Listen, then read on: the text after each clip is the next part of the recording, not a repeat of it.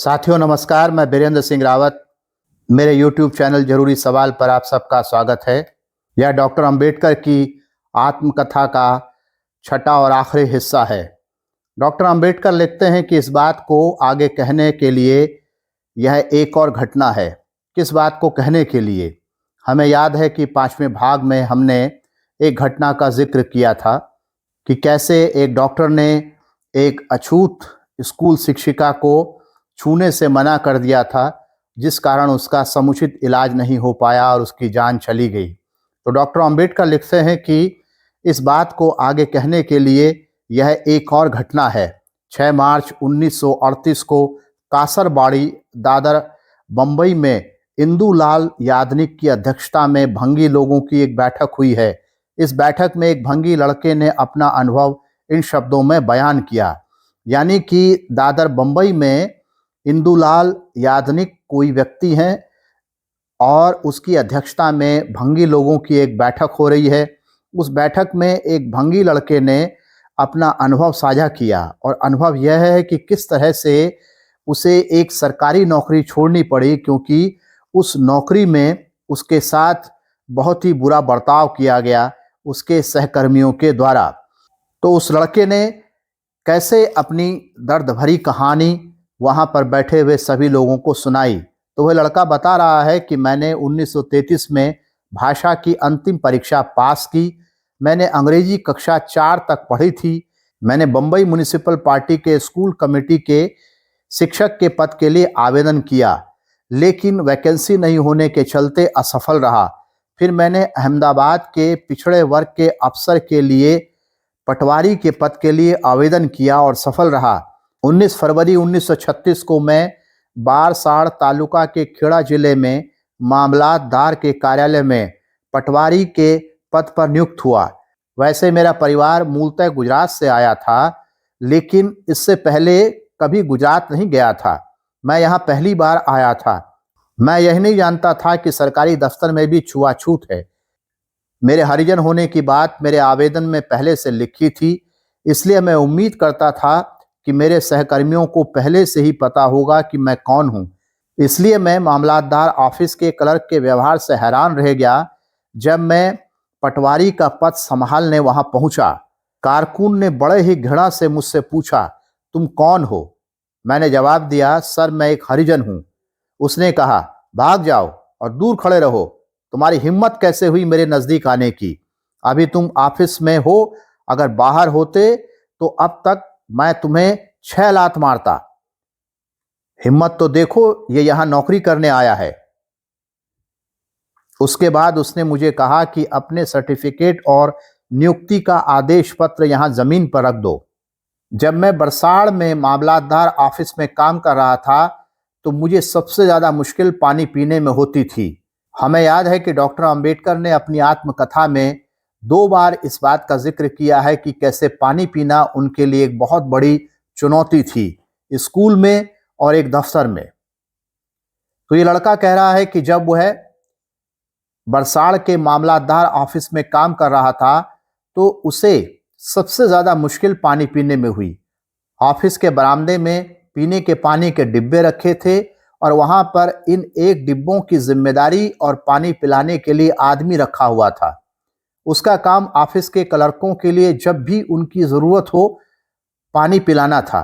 उस आदमी की अनुपस्थिति में वे खुद लोग डिब्बे के पास जाकर पानी निकालकर पीते थे, लेकिन इस लड़के के मामले में यह बिल्कुल असंभव था। यह लड़का उस डिब्बे को छू नहीं सकता था, क्योंकि इसके छूने से पानी दूषित हो जाता, ऐसा उन लोगों का मानना था।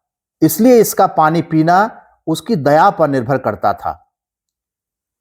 हालांकि इसके इस्तेमाल के लिए खराब सा बर्तन रखा हुआ था, जिसे इस आदमी के सिवाय कोई और नहीं छूता था और ना ही कोई धोता था। इसी बर्तन में पानी वाला उसके लिए पानी ढाल देता था, लेकिन वह पानी तभी ले सकता था जब वह पानी पिलाने वाला मौजूद हो।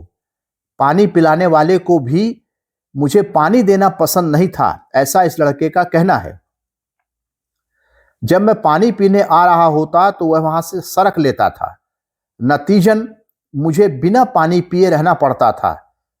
ऐसे एक दो दिन नहीं थे, बल्कि कई दिन थे जिसमें मुझे पानी नहीं मिला था। इसी तरह की दिक्कत मेरे ठहरने के लिए भी थी। मैं बारसाड़ में अजनबी था। कोई भी हिंदू मुझे घर देने के लिए तैयार नहीं था। बारसाड़ के अछूत भी अपने यहाँ ठहराने के लिए तैयार नहीं थे, क्योंकि उन्हें भय था कि वो उन हिंदुओं को नाराज कर देंगे जिन्हें पसंद नहीं था कि मैं एक क्लर्क बनकर अपनी हैसियत से ज्यादा रहूं। सबसे ज्यादा तकलीफ मुझे खाने को लेकर हुई। ऐसी कोई जगह और ऐसा कोई आदमी नहीं था जो मुझे खाना दे सके। मैं सुबह शाम भाजस खरीदकर गांव के बाहर किसी सुनसान जगह पर खाता था और रात को मामलादार ऑफिस के बरामदे में आकर सोता था। इस तरीके से मैंने कुल 4 दिन बिताए। यह सब कुछ मेरे लिए असहनीय हो गया। तब मैं अपने पूर्वजों के गांव जंत्राल चला गया। यानी कि जब वहां उसे रहने की जगह नहीं मिली, खाने के लिए कोई जगह नहीं मिली, तब यह अपने पूर्वजों के गांव चला गया। यह बालसाड़ से 6 मील दूर था। हर दिन मुझे यानी इस लड़के को 11 मील पैदल चलना पड़ता था। यह सब उसने 1.5 महीने किया। 1.5 महीने के बाद मामलादार ने उसे एक पटवारी के पास काम सीखने के लिए भेज दिया। इस पटवारी के पास 3 गांव थे जिनके काम का जिम्मा इस पर था। जंत्राल उसका मुख्यालय था। मैं जंत्राल में इस पटवारी के साथ 2 महीने रहा, लेकिन उस पटवारी ने इस लड़के को कुछ नहीं सिखाया। इस लड़के ने बताया कि वह एक बार भी गांव के ऑफिस में नहीं गया। गांव का मुखिया खास तौर पर इसका विरोधी था। एक बार उसने कहा, तुम्हारे बाप दादे गांव के ऑफिस में झाड़ू बुहारी करते थे और तुम अब हमारी बराबरी में बैठना चाहते हो? देख लो, बेहतर यही होगा कि नौकरी छोड़ दो। यानी उसे नौकरी छोड़ने की धमकी दी जाने लगी, उस पर दबाव बनाया जाने लगा और उसे कहा जाने लगा कि जो काम तुम्हारे बाप दादे करते रहे हैं उसी काम को तुम करो, नहीं तो तुम्हारे साथ बुरा होगा। एक दिन पटवारी ने मुझे सैजपुर जनसंख्या सारणी तैयार करने के लिए बुलाया। मैं जंत्राल से सैजपुर गया। यह लड़का बताता है कि उसने देखा कि मुखिया और पटवारी गांव के ऑफिस में कुछ काम कर रहे हैं। ये वहां गया और ऑफिस के दरवाजे पर खड़ा हो गया और उन्हें नमस्कार किया, लेकिन उन्होंने इस लड़के की तरफ कुछ भी ध्यान नहीं दिया। ये लड़का वहां तकरीबन 15 मिनट खड़ा रहा। यह लड़का बताता है कि मैं जिंदगी से वैसे ही तंग आ गया था, इसलिए उसने वहां पास में पड़ी एक कुर्सी खींची और उस पर बैठ गया। इस लड़के को कुर्सी पर बैठा देखकर मुखिया और पटवारी उससे बिना कुछ कहे वहां से चले गए। लेकिन थोड़ी देर बाद वहां लोगों का आना शुरू हो गया और जल्द ही एक बड़ी भीड़ उसके इर्द गिर्द इकट्ठा हो गई। इस भीड़ का नेतृत्व गांव के पुस्तकालय का पुस्तकालय अध्यक्ष कर रहा था। यह लड़का समझ नहीं सका कि क्यों एक पढ़ा लिखा आदमी इस भीड़ का नेतृत्व कर रहा है। कुछ देर के बाद इसकी समझ में आ गया कि दरअसल वह कुर्सी जिस पर यह लड़का बैठा था वह इस पुस्तकालय अध्यक्ष की थी। वो इस लड़के को बुरी तरह गालियां दे रहा था। पुस्तकालय अध्यक्ष ने गांव के नौकर की ओर देखकर पूछा कि इस गंदे भंगी कुत्ते को किसने कुर्सी पर बैठने का आदेश दिया। नौकर ने इस लड़के को कुर्सी से उठाया और इससे कुर्सी लेकर चला गया। यह लड़का वहीं जमीन पर बैठ गया। उसके बाद भीड़ गांव के ऑफिस में घुस गई और उसने इस लड़के को घेर लिया। वह एक गुस्से से सुलगती हुई भीड़ थी। कुछ लोग इसे गालियां दे रहे थे, कुछ लोग इसे धमकियां दे रहे थे कि वो गंडासे से इसके टुकड़े टुकड़े कर देंगे। ये लड़का उनसे दया की भीख मांग रहा था और कह रहा था कि वे इसके ऊपर रहम करें, लेकिन इससे उस भीड़ पर कोई फर्क नहीं पड़ा। इस लड़के को समझ नहीं आया कि वह अपनी जान कैसे बचाए। तभी इसके दिमाग में विचार कौंधा कि मैं मामलादार को जो अपने ऊपर बीती है उसे लिखकर बताऊं और यह भी बताऊं कि अगर वह भीड़ मुझे मार डालती है तो मेरे शरीर का कैसे अंतिम संस्कार करें। यानी इस लड़के को एक ख्याल आया कि वह एक चिट्ठी मामलादार के लिए लिख दे और बताए कि अगर वह मर जाता है तो उसका अंतिम संस्कार किस तरह से किया जाना चाहिए। फिलहाल यही मेरी उम्मीद थी, ये लड़का बता रहा है कि यही मेरी उम्मीद थी कि अगर इस भीड़ को पता चल गया कि मैं मामलादार को इस घटना के बारे में बता रहा हूं तो वे शायद अपना हाथ रोक लें। मैंने नौकर से एक कागज लाने को कहा, वह कागज लेकर आया।